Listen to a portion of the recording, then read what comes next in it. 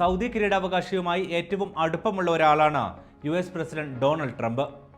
അദ്ദേഹത്തിന്റെ ആദ്യ സൗദി സന്ദർശനത്തിലാണ് 110 ബില്യണിലേറെ മൂല്യം വരുന്ന ആയുധ കരാറുകൾ സൗദിക്ക് പ്രഖ്യാപിച്ചത്. അതിന്റെ തുടർച്ചയെന്നോണം മെയ് 13 വീണ്ടും ട്രംപ് എത്തുകയാണ്. എന്തൊക്കെയായിരിക്കും സൗദിക്ക് ലഭിക്കുക? പകരം US-ന് എന്ത് കിട്ടും?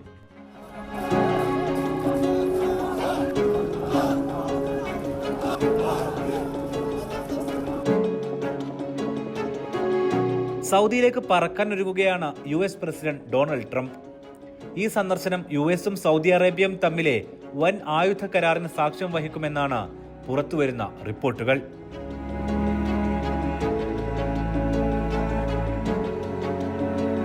റോയിട്ടേഴ്സിന്റെ റിപ്പോർട്ട് പ്രകാരം $100 ബില്യൺ വിലമതിക്കുന്ന കരാർ സൗദിക്ക് ലഭിക്കും. അത് സൗദിയുടെ പ്രതിരോധ ശേഷി വർദ്ധിപ്പിക്കും. ഒപ്പം US-ഉമായുള്ള തന്ത്രപരമായ ബന്ധം ശക്തമാക്കാനും ഇത് ലക്ഷ്യമിടുന്നു. മുൻ പ്രസിഡന്റ് ജോ ബൈഡന്റെ ഭരണകാലത്ത് സമാനമായ ഒരു കരാർ നടപ്പാക്കാൻ ശ്രമിച്ചിരുന്നു. അത് വിജയിച്ചിരുന്നില്ല. ട്രംപിന്റെ നേതൃത്വത്തിൽ ഈ നീക്കം വീണ്ടും ചർച്ചയിലാണ്. ഈ സന്ദർശനവും കരാറുകളും US സൗദി ബന്ധത്തിന്റെ ഭാവി രൂപപ്പെടുത്തും.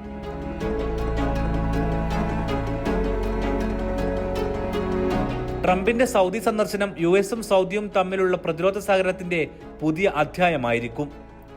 സൗദി അറേബ്യ എല്ലാ നിലക്കും US-ന്റെ പ്രധാന പങ്കാളിയാണ്. മിഡിൽ ഈസ്റ്റിൽ സുരക്ഷ ഉറപ്പാക്കാനും ചൈനയുടെ സ്വാധീനം കുറക്കാനും ഈ ബന്ധം US-ന് നിർണായകം തന്നെ. ട്രംപിന്റെ ആദ്യ ഭരണകാലത്ത്, അതായത് 2017-ൽ $110 ബില്യൺ ആയുധ കരാർ സൗദിയുമായി പ്രഖ്യാപിച്ചിരുന്നു. എന്നാൽ പല കരാറുകളും അന്ന് പല കാരണങ്ങളാൽ പൂർത്തിയായില്ല. US-ലെ കോൺഗ്രസ് വിലങ്ങായി നിന്നതുൾപ്പെടെ അതിന് കാരണമായി. ഇപ്പോൾ പുതിയ കരാറുകൾ പ്രഖ്യാപിക്കുന്നതിലൂടെ ട്രംപിന് ലക്ഷ്യങ്ങൾ പലതാണ്.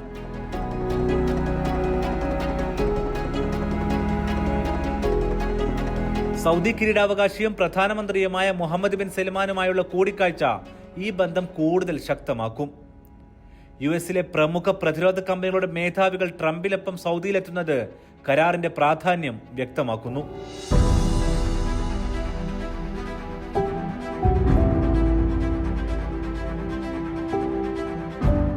മെയ് 13 നടക്കാനിരിക്കുന്ന കൂടിക്കാഴ്ചയിൽ വലിയ കരാറുകളാണ് വരാനിരിക്കുന്നത്. ഇവയിൽ C-130 സൈനിക വിമാനങ്ങൾ, മിസൈലുകൾ, റഡാറുകൾ, ഡ്രോണുകൾ, പ്രതിരോധ സഹകരണം എന്നിവ ഉൾപ്പെടും. Lockheed Martin, Boeing, Northrop Grumman, General Atomics, RTX corporation തുടങ്ങിയ US കമ്പനികൾ ഈ കരാറിൽ പ്രധാന പങ്കാളികളാകും.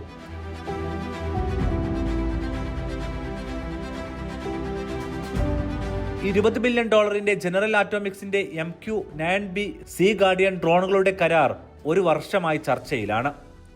2018 മുതൽ സൗദി ഈ ഡ്രോണുകളിൽ താൽപര്യം പ്രകടിപ്പിച്ചിട്ടുണ്ട്. F-35 യുദ്ധവിമാനങ്ങൾ സൗദിക്ക് നൽകുന്നതും ചർച്ചയിലുണ്ട്. എന്നാൽ ഒരൊറ്റ കാരണമാണ് US-നെ ഇതിൽ നിന്നും തടയുന്നത്.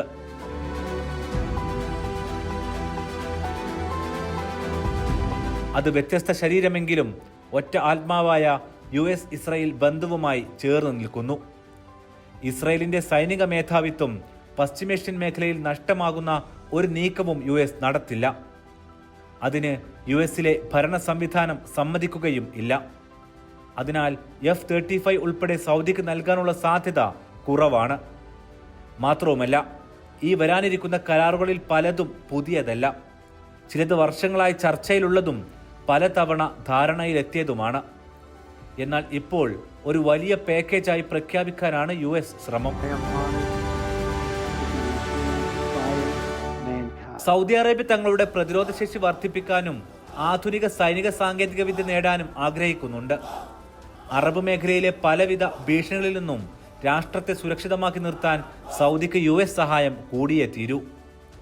ഇക്കാര്യം പരസ്യമായി തന്നെ ട്രംപ് പറഞ്ഞിട്ടുണ്ട്. സഹകരിക്കാത്തിടങ്ങളിൽ US ഇടപെടുന്ന രീതിയും അറബ് ലോകത്തിനറിയാം. സൗദിക്ക് എന്തും നൽകാൻ US ഒരുക്കമാണ്. അതിന് ഒറ്റ ഉപാധിയെ US-നും അവരുടെ ആത്മാവായ ഇസ്രായേലിനുമുള്ളൂ. അത് ഇസ്രായേലുമായി സൗദിയുടെ നയതന്ത്ര ബന്ധമാണ്. F-35 യുദ്ധവിമാനങ്ങൾ ഉൾപ്പെടെ സൗദിക്ക് ലഭിക്കാൻ ഇത്തരം വിട്ടുവീഴ്ച വേണ്ടിവരും. എന്നാൽ ഇസ്രയേലുമായി നയതന്ത്ര ബന്ധം വേണമെന്ന യുഎസിന്റെ ആവശ്യം സൗദിക്ക് നിലവിൽ വെല്ലുവിളിയാണ്. ഫലസ്തീൻ രാഷ്ട്രമെന്ന ആവശ്യത്തിൽ ഉറച്ചു നിൽക്കുന്ന സൗദി ഗസ യുദ്ധത്തിന്റെ പശ്ചാത്തലത്തിൽ ഇസ്രയേലുമായി ബന്ധം സ്ഥാപിക്കാൻ നിലവിൽ തയ്യാറല്ല. ഇസ്രയേലിന്റെ ഗസ വംശഹത്യ അറബ് ലോകത്ത് സൃഷ്ടിച്ച ഉൾത്തി ഇപ്പോഴും തുടരുകയാണ്. ഇതിനു പുറമെ ബൈഡന്റെ ഭരണകാലത്ത് ചൈനയിൽ നിന്നുള്ള ആയുധം വാങ്ങലും ബീജിംഗിന്റെ നിക്ഷേപവും സൗദി അവസാനിപ്പിക്കണമെന്ന് US ആവശ്യപ്പെട്ടിരുന്നു. ട്രംപിന്റെ കരാറിൽ ഇത്തരം നിബന്ധനകൾ ഉണ്ടോ എന്ന് വ്യക്തമല്ല. ചൈനയുമായുള്ള ബന്ധം മോശമാക്കാൻ സൗദിക്കാകില്ല. സൗദിയിൽ നിന്നും ഏറ്റവും കൂടുതൽ ക്രൂഡ് ഓയിൽ വാങ്ങുന്ന ഉപഭോക്താവാണ് ചൈന. അതുകൊണ്ട് എവിടെയും പരിക്കേൽപ്പിക്കാതെ US-ന് $600 ട്രില്യൺ നിക്ഷേപം വാഗ്ദാനം ചെയ്താണ് സൗദി US ബന്ധം ശക്തമാക്കാൻ ശ്രമിക്കുന്നത്. 2017 $110 ബില്യൺ കരാറിൽ $14.5 ബില്യൺ വിൽപ്പന മാത്രമാണ് നടന്നത്. അതിന് കാരണമുണ്ടായിരുന്നു.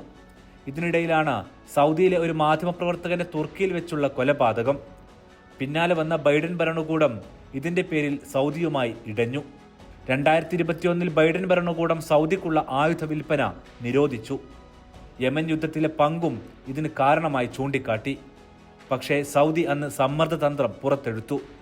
ഒന്ന്, ചൈനയെ ചേർത്തു പിടിച്ചായിരുന്നു. പ്രതിരോധം ഉൾപ്പെടെ കരാറുകൾക്ക് ചൈനയുമായി സൗദി അന്ന് ശ്രമം നടത്തി. 2, ചൈനീസ് മധ്യസ്ഥതയിൽ ഇറാനുമായി നയതന്ത്ര ബന്ധം പുനഃസ്ഥാപിച്ചു. 3, യുക്രൈൻ ആക്രമണത്തിനിടയിലും റഷ്യയുമായി സൗദി മികച്ച ബന്ധം പുലർത്തി. എണ്ണവിലയിൽ ഒപ്പക്കും റഷ്യയും ഒന്നിച്ചു നിന്നതോടെ US ഒറ്റപ്പെട്ടു. ഇതൊന്നും US ഇഷ്ടപ്പെടാത്തതായിരുന്നു. ഫലത്തിൽ വൈരികളെ ഉപയോഗിച്ചുള്ള സൗദി പ്രതിരോധം ഫലം കണ്ടു. എണ്ണവില യുക്രൈൻ യുദ്ധത്തോടെ ഉയർന്നു. വില കുറക്കണമെന്ന US പ്രസിഡന്റിന്റെ ആവശ്യം സൗദി ചെവികൊണ്ടില്ല. വില വീണ്ടും ഉയർന്നു. പിന്നാലെ ബൈഡൻ സൗദിയിലെത്തി. 2022 US സൗദിയുടെ ആയുധ വിലക്ക് ഭാഗികമായി നീക്കി. ഇതിന് പിന്നാലെയാണിപ്പോൾ ട്രംപ് വരുന്നത്.